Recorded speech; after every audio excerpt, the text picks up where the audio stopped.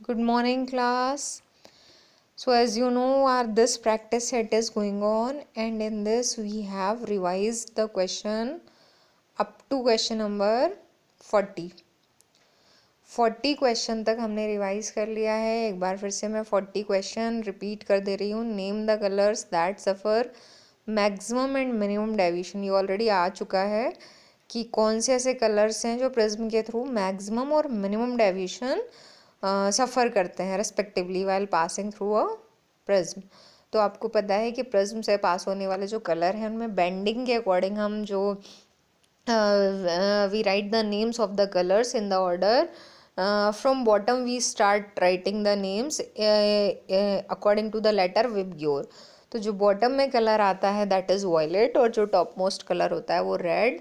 तो जो maximum deviation सफ़र करता है दैट इज़ वॉयलेट कलर और जो मिनिमम डेविएशन सफ़र करता है that is red colour. Okay, तो इस क्वेश्चन का आंसर ये है और आपको आंसर जो है वो प्रॉपरली नोट डाउन करने हैं. And for that those who are not attending the school I am providing the notes from the notebooks also कि आपको कैसे लिखना, how to write the answer. बिल्कुल सही सही आंसर आपको कैसे लिखना होगा.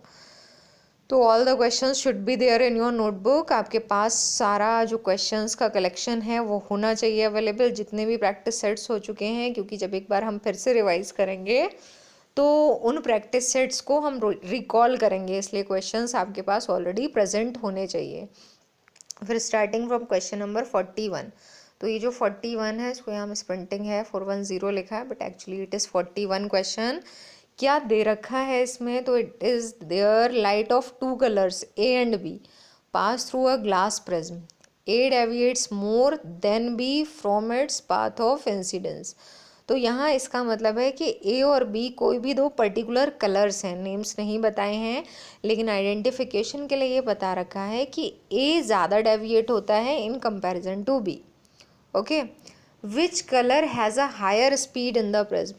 तो प्रिज्म के अंदर किसकी स्पीड हाई है? तो बहुत ही क्लियर प्रोसेस है कि आपको पता है कि जो ज़्यादा डेविएट हो रहा है, जो ज़्यादा जिसका डेविएशन हो रहा है, इसका मतलब कि उसकी बेंडिंग ज़्यादा हो रही है और प्रिज्म जो है वो उस पर जो रिफ्रैक्टिव इंडेक्स लगा रहा है, जो ऑपोजिशन लगा रहा है, वो ऑपोजिशन कम है, तभी वो ज़्यादा डेविएट हो रहा है. सॉरी, आई वॉन्ट टू से कि जो रिफ्रैक्टिव इंडेक्स और स्पीड में रिलेशन है वो आप ऑलरेडी स्टडी कर चुके हैं. तो रिफ्रैक्टिव इंडेक्स और स्पीड में कैसा रिलेशन होता है? इनवर्स, अपोजिट रिलेशन होता है. तो जैसा कि आपको पता है कि रेड कलर के लिए रिफ्रैक्टिव इंडेक्स सबसे कम है, यानी कि रेड कलर के लिए ऑपोजिशन सबसे कम है, तभी तो वो कम बेंड हो रहा है. और सबसे ज़्यादा ऑपोजिशन किसके लिए है? वॉयलेट कलर के लिए, क्योंकि वो सबसे ज़्यादा बेंड हो जा रहा है. ओके, तो यहाँ पर स्पीड जो है वो रेड कलर की ज़्यादा होगी और वॉयलेट कलर की स्पीड कम होगी, क्योंकि रिफ्रैक्टिव इंडेक्स जिसके लिए कम है उसकी स्पीड ऑब्वियसली ज़्यादा होगी. तो रेड कलर की यहाँ स्पीड ज़्यादा है और वॉयलेट की कम है. ये तो हो गया विबग्योर के अकॉर्डिंग. लेकिन अब यहाँ आंसर ए और बी में देना है. तो लिखा है A deviates more than B. Deviate कौन सा हो रहा है? ए ज़्यादा हो रहा है, यानी कि ए के लिए रिफ्रैक्टिव इंडेक्स ज़्यादा लग रही है तभी उसको बैंड कर दे रही है, और बी पर रिफ्रैक्टिव इंडेक्स कम लग रही है, तो बी की स्पीड ज़्यादा होगी और ए की स्पीड कम होगी. In this way you will write the answer. Okay, तो थोड़ा जो यहाँ रीजनिंग है, जो कॉन्सेप्चुअल टाइप के क्वेश्चंस हैं वो ज़्यादा हैं, तो रीजनिंग में आपको बहुत काम एंड क्वाइट होकर सोचकर आंसर लिखना है, तभी सही होगा. नेक्स्ट क्वेश्चन 42 है.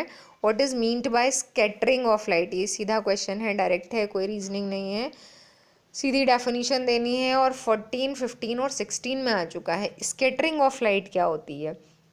तो as you know scattering of light का मतलब होता है कि जो लाइट रे होती है जब ये स्ट्राइक करती है अपने पाथ में आने वाले किसी भी टाइप के पार्टिकल से, चाहे वो इम्प्योरिटीज़ हों एटमॉस्फियर में, जितनी भी इम्प्योरिटीज़ हैं, या फिर क्लाउड के अंदर जो छोटे स्मॉल पार्टिकल्स हैं. आपको पता है क्लाउड का फॉर्मेशन कैसे होता है, जो भी छोटे छोटे पार्टिकल्स हैं डस्ट के या फिर और जितनी भी प्रेजेंस है इम्प्योरिटीज़ की, तो वो उनसे जब लाइट की रेस टकराती हैं, तो लाइट की रेस जब इनसे इस तरह से टकराती हैं तो वो अपने पाथ से डेविएट हो जाती हैं. तो अगर इस डायरेक्शन में जाना है तो इधर जा सकती है, और अगर इस डायरेक्शन में जा रही थी तो इधर जा सकती है, तो वो अपने पाथ से कुल मिलाकर जो डेविएट हो रही है तो वही फिनोमिना कहलाता है स्कैटरिंग ऑफ लाइट। तो ये डिफरेंट डायरेक्शन में स्कैटर हो जाती है, मीन्स फैल जाती है लाइट।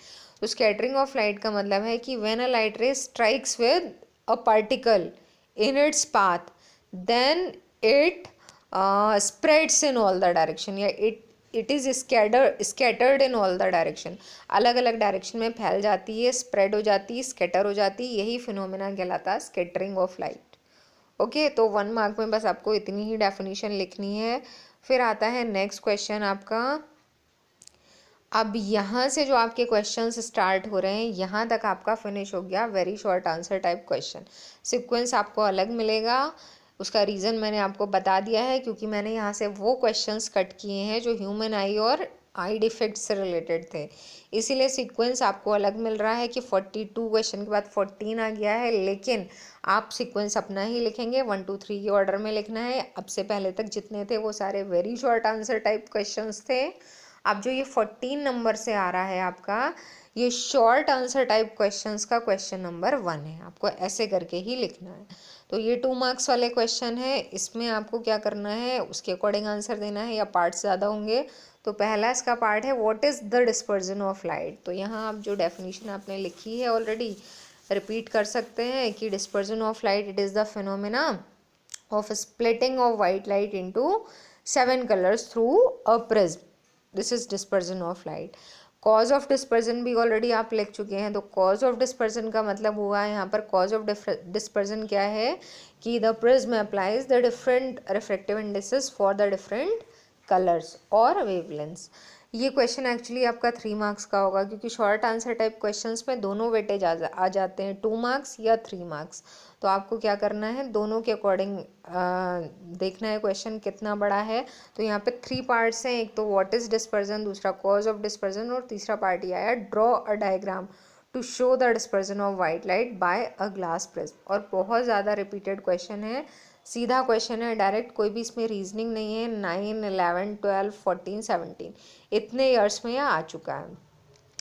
तो डिस्पर्जन का फिनोमिना ऑलरेडी मैंने बता दिया है, डायग्राम्स भी मैंने साइड किए हैं नोटबुक के, कि उसमें आपको एक प्रिज्म बनाना है, प्रिज्म में इस साइड से वाइट लाइट है और इधर डिस्पर्जन के लिए एक स्क्रीन लगा हुआ है, और ये यहाँ पे इस तरह से डिफरेंट एंगल्स पे डिफरेंट कलर्स आ रहे हैं, और ये कलर का आपको यहाँ पे सीक्वेंस यानी कि नेमिंग करनी है।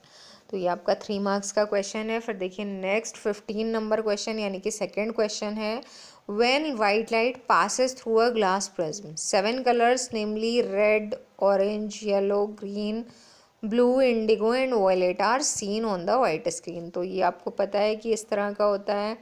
All these colours have different angles of deviation, explain why. फिर से वही क्वेश्चन आया, अब यहाँ पर ये रीजनिंग में है, तो सबके लिए आपको पता है एंगल अलग अलग है, क्योंकि बेंडिंग अलग अलग है सबकी। कोई नीचे आ रहा है उसके लिए एंगल सबसे ज़्यादा है, यानी कि वो ज़्यादा बेंड हो रहा है। तो उसका रीज़न आप ये दे सकते हैं कि because the prism applies different reflective indices for the different wavelengths of colours.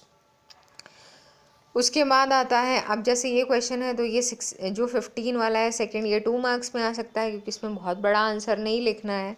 फिर नेक्स्ट क्वेश्चन है आपका जो 16 लिखा है, 3rd number question, why do different colours get separated when white light pass through prism.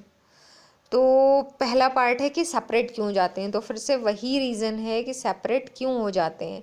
तो सेपरेट होने का reason ये है कि हर एक वाइट लाइट में जितने भी कलर्स हैं उसमें हर एक कलर की अलग अलग वेवलेंथ है, और जो अलग अलग वेवलेंथ है वो अलग अलग तरह का डेविएशन, अलग अलग तरह का ऑपोजिशन सफ़र करती है जब प्रिज्म के अंदर जाती है। तो आप चाहें तो थोड़ी सी लैंग्वेज को चेंज करके लिख दें कि all the different wavelength suffer different type of opposition when these pass through a glass prism।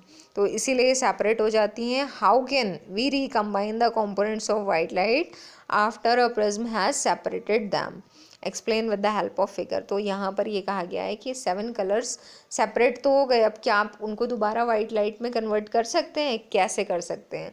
तो उसके लिए ये आपने जब चैप्टर चल रहा था, नोट्स चल रहे थे, उसमें आपने स्टडी किया था कि सपोज दैट ये वाइट लाइट है और ये यहाँ अगर इसके 7 कलर्स डिवाइड हो गए हैं इस तरह से, अब आप उनको फिर से वाइट लाइट में कन्वर्ट कैसे करेंगे। तो उसके लिए एक प्रिज्म इन्वर्टेड डायरेक्शन में लगा देते हैं अपोजिट, पहले वाले प्रिज्म के अपोजिट लगाया, जैसे ही इन पर ये इस तरह से पड़ती हैं ये सारे 7 कलर्स, तो फिर से इधर से वाइट लाइट मिलेगी इस डायरेक्शन में।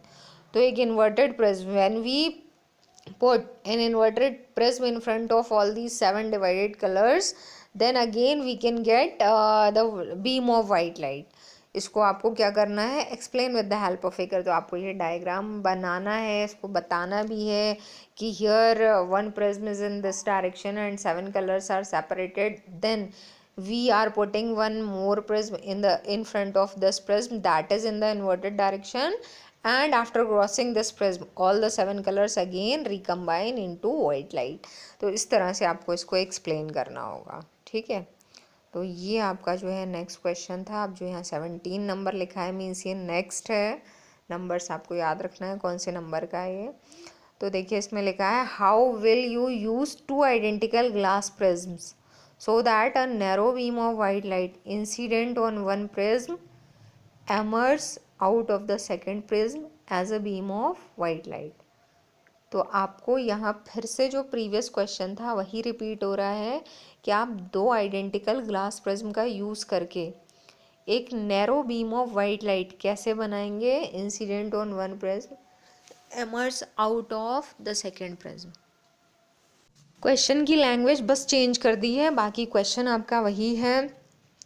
तो आप इसमें भी क्या करेंगे, चाहे तो उसको स्किप कर सकते हैं। इसमें आप क्या करेंगे कि वही डायग्राम बनाएंगे और वैसे ही बिल्कुल एक्सप्लेन करना है। 3 मार्क्स का है ये क्वेश्चन, क्योंकि 2 मार्क्स का होगा इसका एक्सप्लेनेशन और 1 मार्क में आपको दिखाना है डायग्राम। ओके, फिर देखिए नेक्स्ट है how did Newton using 2 identical glass prism show that white light is made of 7 colours. फिर से वही क्वेश्चन है, इसको भी आप क्या करेंगे, स्किप कर देंगे, ठीक है।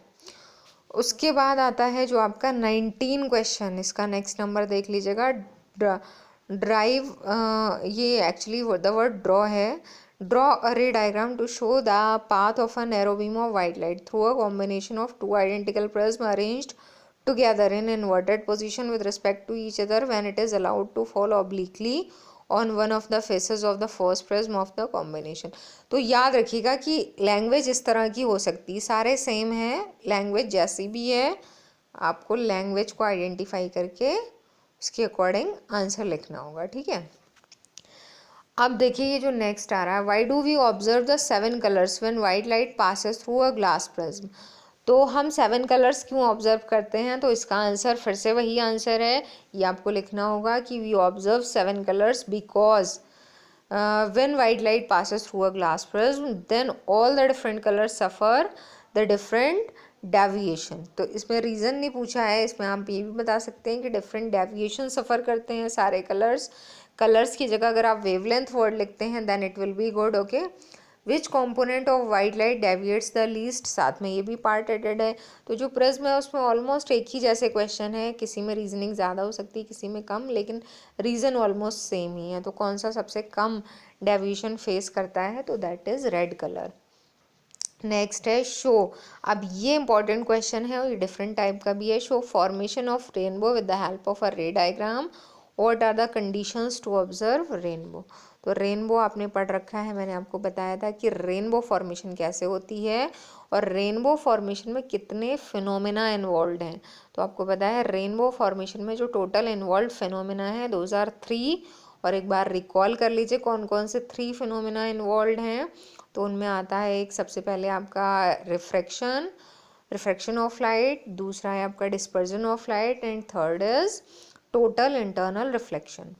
तो फॉर्मेशन ऑफ रेनबो आपको डायग्राम से पहले दिखाना है। तो डायग्राम ऑलरेडी आपकी कॉपी में बना रखा है।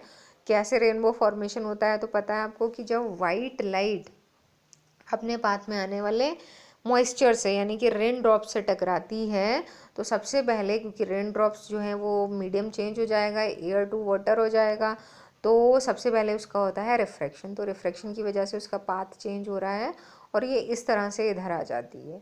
उसके बाद जो दूसरा फिनोमेना होता है वो है TIR, टोटल इंटरनल रिफ्लेक्शन। क्योंकि अब ये वाली जो बाउंड्री है इसको क्रॉस करके लाइट बाहर नहीं निकल पाती है, बल्कि ये बाउंड्री लाइट को रिफ्लेक्ट कर देती है। लाइट कई बार रिफ्लेक्ट होके इस तरह से, एक बार यहाँ हो रही है फिर यहाँ हो रही है, तो यहाँ बाहर आ पाती है।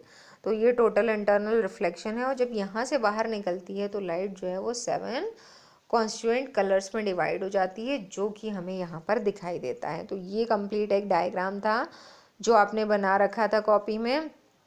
इसमें डायरेक्शन कोई भी हो सकता है, लाइट ऐसे इंसिडेंट हो रही हो, मैंने ऐसे दिखाया है, ऐसे भी हो सकती है, तो किसी भी डायरेक्शन में हो सेम डायग्राम विल मेक। तो वाइट लाइट के लिए ये डायग्राम बनेगा रेनबो फॉर्मेशन का, विच यहाँ पर है फर्स्ट पार्ट का आंसर तो सिर्फ डायग्राम है। अगर मान लीजिए 3 मार्क्स में आता है तो 1.5 मार्क का आपका डायग्राम होगा, इसलिए नीट एंड क्लीन होना चाहिए।